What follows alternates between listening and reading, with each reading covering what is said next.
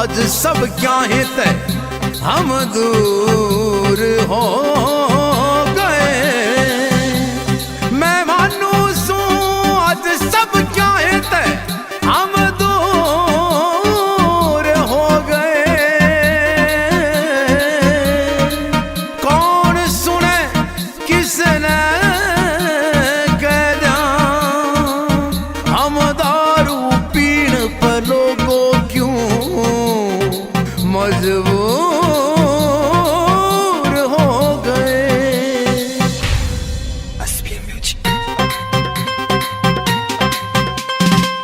जीत प्यारा धोखा दे जा, जीत प्यारा धोखा दे जा, दुनिया समझ ना आई से। क्या दारू को ना रहे या टूटे दिल की दवाई से।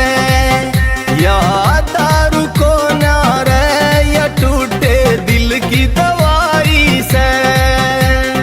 हो या दारू को ना रहे या टूटे दिल की दवाई से।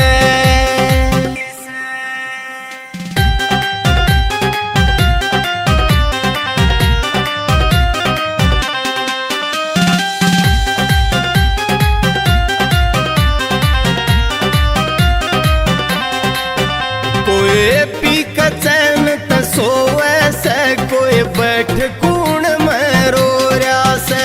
कोई दिल की बात बता दे से, कोई अपना दर्द लको रहा से। कोई दिल की बात बता दे से, कोई अपना दर्द लको रहा से। ओ उस बंदे का करूं शुक्रिया, उस बंदे का करूं शुक्रिया जिसने भी ये बनाई से। क्या दारू को ना रहे या टूटे दिल की दवाई से।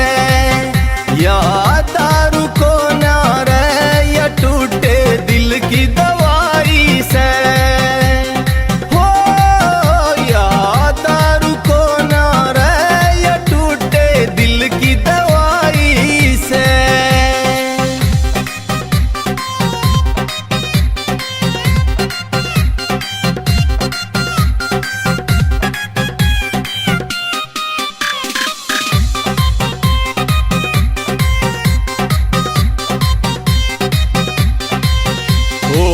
जिस बंदे का भड़क बैठ रही उसने कर दो टैग रे।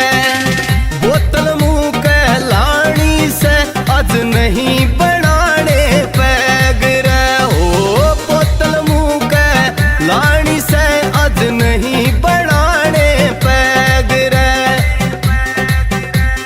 शौक शौक में पीना सीखा, शौक शौक में पीना सीखा, आदत बुरी बताई से। क्या दारू को ना रहे या टूटे दिल की